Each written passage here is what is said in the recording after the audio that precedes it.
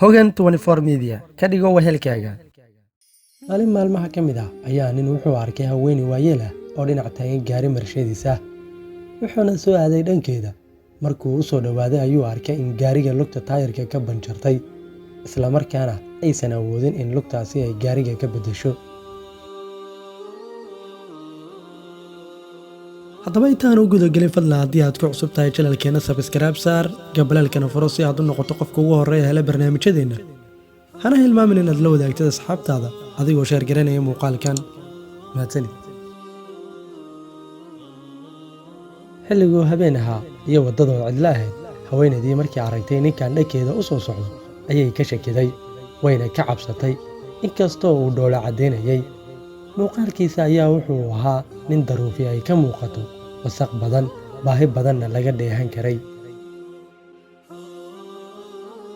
isagoo dareemaya inay ka baqayso ayuu ku yidhi, maama waxba ha cabsan, anigu waxaan rabaa keliya inaan ku caawiyo, magacaygana waa maxamed.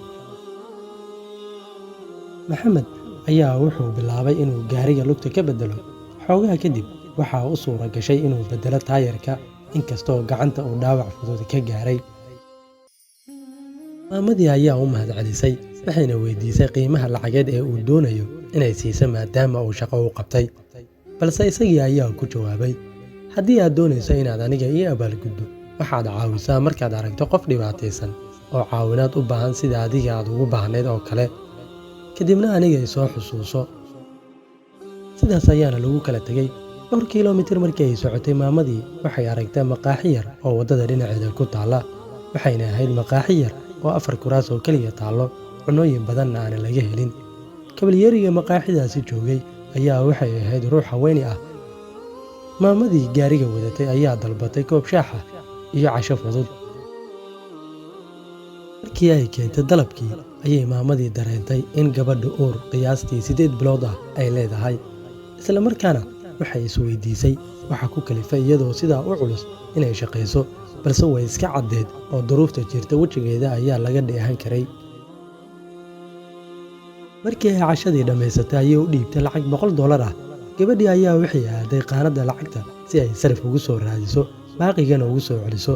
balse markii ay soo laabatay waxay aragtay maamadii oo meesha ka maqan, waxayna indhaheedu qabteen warqad yar oo miiska dul saarneed. markii ay akhrisayna ilin ayaa ka soo daadatay, waxaana ku qornaa warqadda, wax lacag ah kuguma lihi, qof ayaa hadda ka hor i caawiyey sida aan aniga kuu caawinayo kale. saxanka hoostiisana waxaa ku hoos jirta lacag 400 oo kale oo dheeraad ah, adiga ayaana leh. habeenkaas maalinkii xigay ayay sii shaqaysay, waayo iyadaa shaqada ku qornayd. habeenkii dambe ayay gurigeeda aaday. markii ay guriga tagtay ayadoo sariirta jiifta ayay soo xusuusatay maamadii, waxayna la yaabtay sidii ay ku ogaatay baahida badan ee lacagtaas u qabeen iyada iyo saygeeda. maadaama ay bil kadib rajaynayeen inuu cunug u dhasho, xaaladdoodana ay aad u adkeyd. sidoo kale waxay ogeed in gacaliyaheedu uu aad uga walwalsanaa sidii uu qarashka isbitaalka ku heli lahaa.